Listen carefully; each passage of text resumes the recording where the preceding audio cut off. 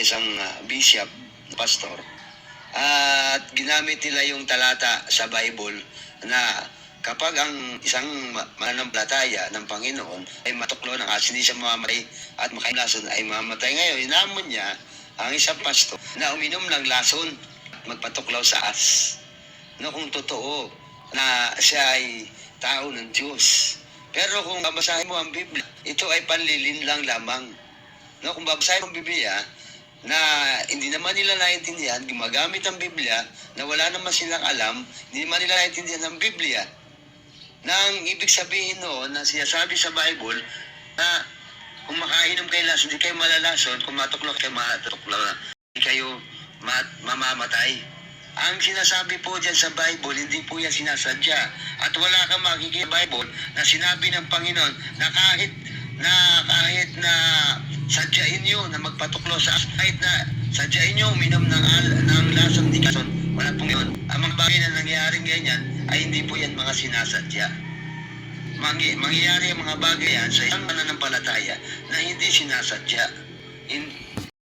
Mga kapatid in humanity, kapatid in Islam, tatalakayin, sasagutin ko itong isang kunwari na maalam sa Biblia translation na yung si Mr. Sakagin, mayroong debate daw bishop, ang kalaban niya ay hinahamon ng pag-inom ng makalason dahil sinasabi sa Mark chapter 16 verse 18 na kung makainom daw or iinom ng lason hindi malalason. So ito namang gunggong na ito ay nagpakunwari na maalam sa Biblia kung maaksidente, kung hindi sinasadya, kung hindi sinasadya. So ngayon, mayroon akong Tagalog dito na translation. Tagalog itong na translation. Copyright 1982. Copyright 1982 by the 82. Copyright 1982. Philippine Bible Society. 890 United Nations Avenue, 1000 Manila, Philippines. Babasahin ko ito.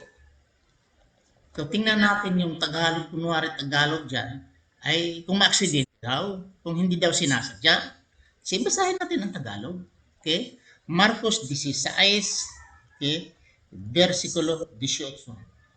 Sila'y magsisihawak ng mga ahas at kung magsiinom sila ng bagay na mamamatay, ulitin ko, kung magsiinom sila ng bagay na makamamatay sa anumang paraan ay hindi makasasama sa kanila. Sabi, magsiinom sila. Wala naman dito kung tinatawag na hindi sinasadya. Okay, kung magsiinom sila. Okay. Dito tayo, kapatid, sa itong tinatawag na Good News Bible with Youth Canonical. This is the New Testament is a direct translation of the existing Greek manuscript. Sinasabi dito sa 18, English, if they pick up snakes or drink any poison, they will not be harmed.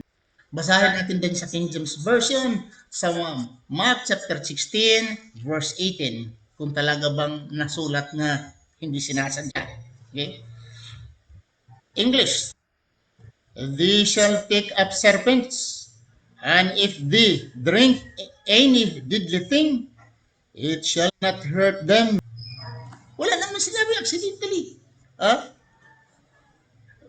At walang translation, Tagalog man or Bisaya, Cebuano, or Ilonggo, directly translated from Greek to Tagalog, Cebuano, or ano pa dyan sa Philippine languages. Wala.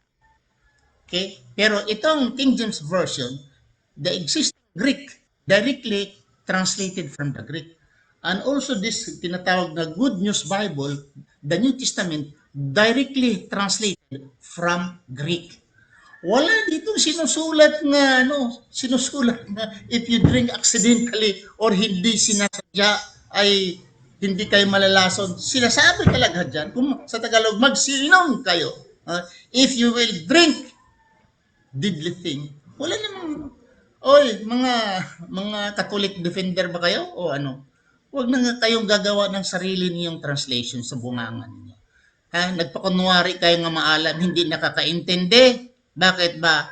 Ang Tagalog hindi nakaintindi ng Tagalog, Cebuano hindi nakaintindi ng Cebuano. At kung Biblia ang pag-uusapan, dati akong teacher si Biblia, nagtuturo ako ng Biblia during Sabbath school sa Seventh-day Adventist. Dati akong school superintendent of the Sabbath school sa mga Seventh-day Adventist. Nagtuturo ako ng Biblia.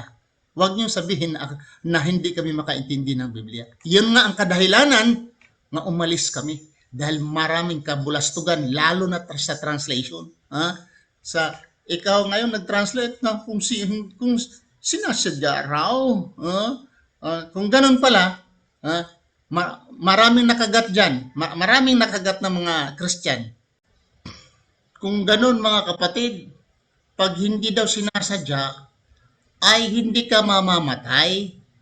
Mamamatay ka lang kung tinutuklaw ka ng ahas, na sinasadya mo, laruan mo yung ahas, or umiinom ikaw ng lason, alam mong makalason, yan malalason ka. Pero kung hindi mo alam, hindi ka malalason. Ang tanong ngayon, wala bang nalason na Kristiyano nga sinadya sa kalaban, lasunin siya? Oh, talaga.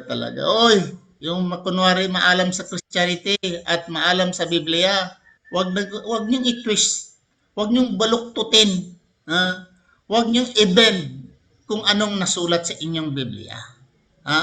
Sinabi ninyo kung sinasadya. Wala naman dyan sinasabi or accidentally. So maraming salamat. Assalamualaikum warahmatullahi wabarakatuh.